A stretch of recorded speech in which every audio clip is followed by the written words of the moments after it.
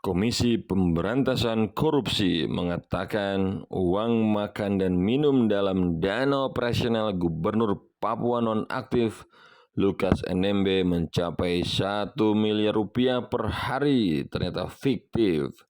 Wakil Ketua KPK Alexander Narwata mengatakan pihaknya menemukan sejumlah kwitansi pembelian makanan minum Lukas dipalsukan.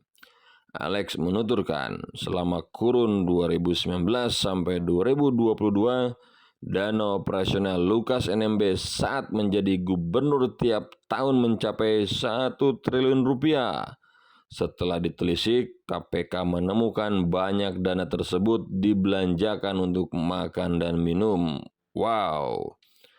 Alex mengatakan, pihaknya telah mengocek pengeluaran tersebut di beberapa lokasi. Ternyata, kata Alex, kwitansi yang diterbitkan banyak yang fiktif. Alex mengatakan KPK akan mendalami ribuan kwitansi. Pasalnya, banyak bukti pengeluaran dana operasional Lukas NMB yang tidak bisa diverifikasi. Alex mengatakan pembuatan surat pertanggungjawaban pengeluaran dana operasional ini dilakukan dengan buruk. Sebab SPJ yang disampaikan berupa pengeluaran tanpa bukti pengeluaran diperuntukkan untuk apa? Masih misteri.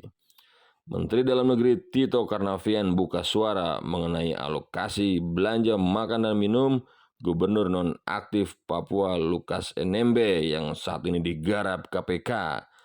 Dalam 1 tahun mencapai 400 miliar rupiah atau kalau dikalkulasi belanja makan minum Lukas NMB mencapai 1 miliar rupiah per hari.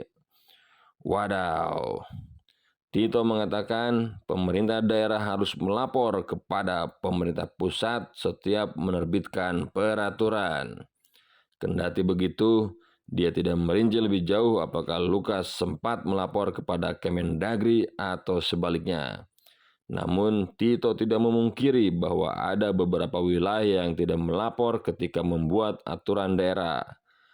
Pelaksana tugas Deputi Penindakan dan Eksekusi KPK Asep Guntur Rahayu mengatakan dana operasional Lukas selaku Gubernur Papua sendiri mencapai 1 triliun rupiah per tahun.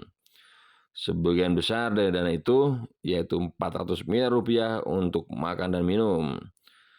Sebelumnya KPK telah menetapkan Lukas NMB dalam kasus dugaan suap dan gratifikasi sebesar 45,8 miliar rupiah. Gubernur Papua 2 periode itu disebut menerima suap dari 2 pengusaha, Riyatono Laka dan Piton Enumbi.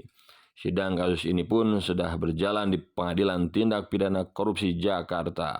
Selain itu, KPK juga masih melakukan penyelidikan soal tindak pidana pencucian uang yang dilakukan oleh Lukas.